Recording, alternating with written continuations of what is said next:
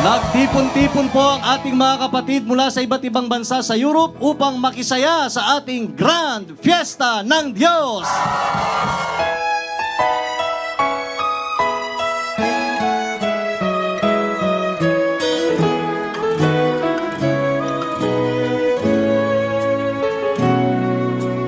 Sa mga ganito pong okasyon natin, lagi po ako naglulook forward. Kasi po makikita ko yung mga kapatid na matagal ko nang hindi nakita. Salamat po sa Diyos sa mga pagkakataong ganito na mga kapatid po ay nakikita natin ng personal, mukhaan, nakikita natin yung mga pangangailangan nila. Gusto nating maging kapwa-tao, mga kapatid. Magpakita tayo ng habag at magkaawang gawa tayo. Kaya, kung ang kapatirang ito ng MCGI ay nagpapakita ng pagkakaawang gawa sa ating mga kapwa-tao, ibig sabihin, nagpapakilala tayo na kapwa-tao. Ay masikaw sa mabuting gawa, di alintana ang mga paninira, binabandila sa buong madla, kabutihan ng Diyos at pagpapala. Unang-una po, ang challenges po dito kasi po medyo short notice siya, no? Yung preparation po medyo maiksi ang preparation natin. Dahil pagsubok na nangyari, nabangga po yung aming sinasakyan. Kasama nung ibang miyembro din po ng Artist Guild. Awat tulong, naka-survive naman po. Ang naging hamon ko po ay nagkaroon po ako ng karamdaman at ang akin lang po ay pinalangin ko sa Diyos at sa tulong at awa po ng Diyos, gumaling po ako at sa araw po na yun nakabahagi po ako sa gampanin at tungkulin ko po. Yung preparation po, medyo kulang po sa oras, pero awa naman po ng Diyos sa sama-sama paggawa ng mga kapatid at saka sa ng mga organizers, madali naman po namin na-resolve yung mga issues.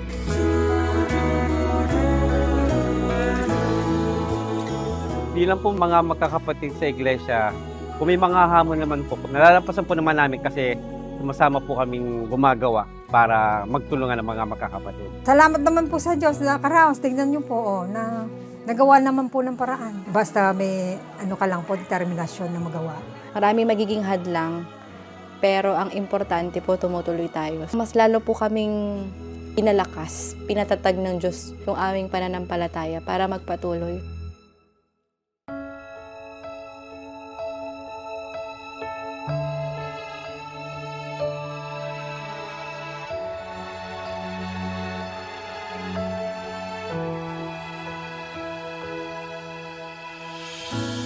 Feeling welcome po ako agad nung pagpasok ko po agad ng date pala.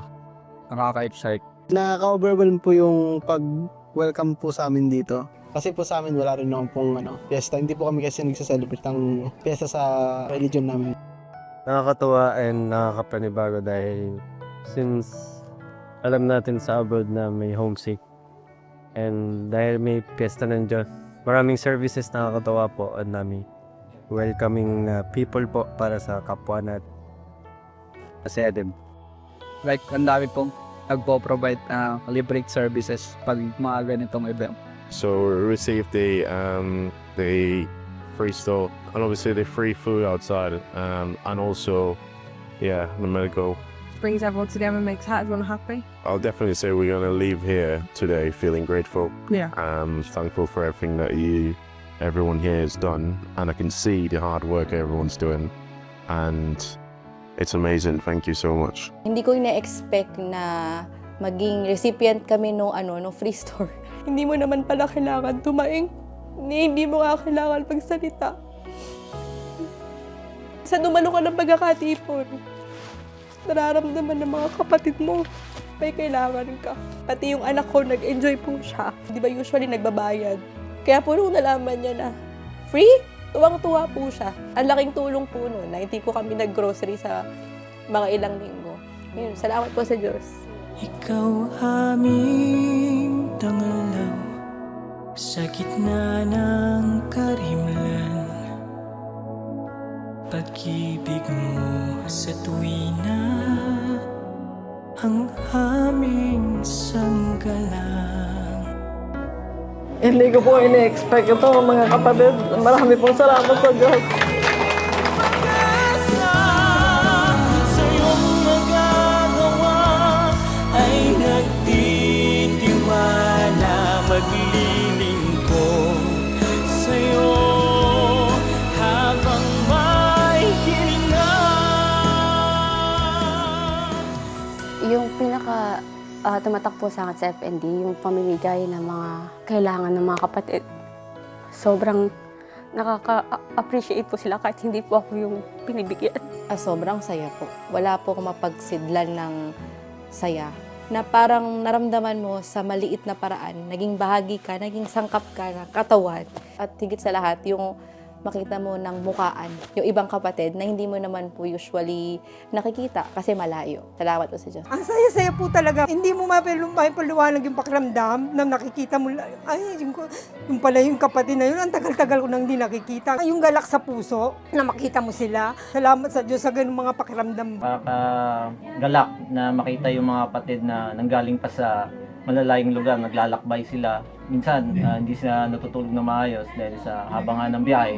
Pero tinitiis nila yung mahabang biyahe na yun para makaganap ng kalooban ng Panginoon. Masaya po ang aking kalooban sa tulong ng Diyos na makabahagi kahit sa maliit na paraan na kung ano man yung saya sa aming puso na mga kapatid dito sa loob ng iglesia, may padama namin sa mga hindi pa kapatid sa loob ng iglesia. The experience that I've got is the joy of the event, the full joy of it. You see everybody's happy, everybody's enjoying the whole thing. It's heartwarming to see everybody so happy together.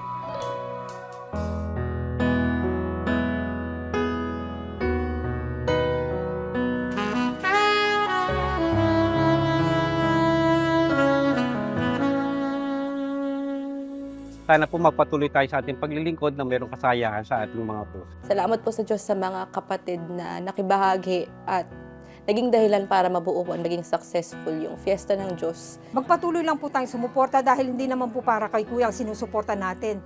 Magsumusuporta man tayo para sa sarili din po natin yun, sa ikabubuti natin yun. My message is continue in the faith, continue doing what we do, and that is looking out for each other and doing God's work, doing good works, whether we're doing them inside the church or outside the church. All the good works we do are a benefit not only to us, but to the people that receive those benefits. We thank you very much for all the hard work. Yeah, the hard work and the preparation, the organization of everything that went into this event has definitely shined through today. Yeah. And I can see that God is behind everything that everyone does. And you can clearly see that because everything was given today with love. Everything was given today with care. And it's just, the love is shining through. I can see it. It's a great place to be. So thank you to everyone. Massive thank you. I'm very thankful. If you didn't wake me up today, we wouldn't have had the chance to come and see this event and experience such amazing people and service that you guys give.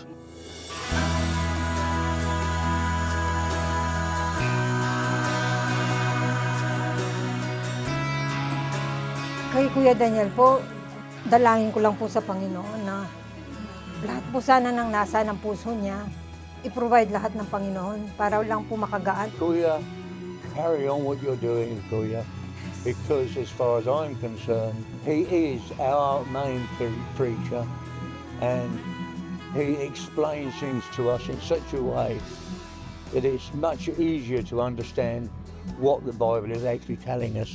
Para po kay Kuya, maraming salamat po sa Diyos sa pag-akay. Simulat sa pool po, nakasama niyo po si Brother Eli. Kung hindi po sa inyo, sa totoo lang po, Hindi ko rin po alam kung saan ako pupulutin. Kasi iba talaga yung kapatiran. At sa patuloy na pangangaral ni Kuya, mas lalo mong mararamdaman na mahal ka ng Diyos.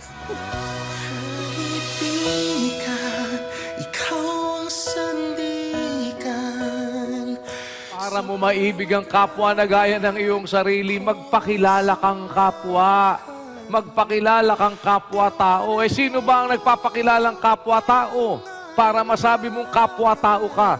Kung nagpapakita ka ng habag at nagkakaawang gawa ka. Otherwise, hindi mo magagawa ang lalong mahahalagang bagay ng kautusan.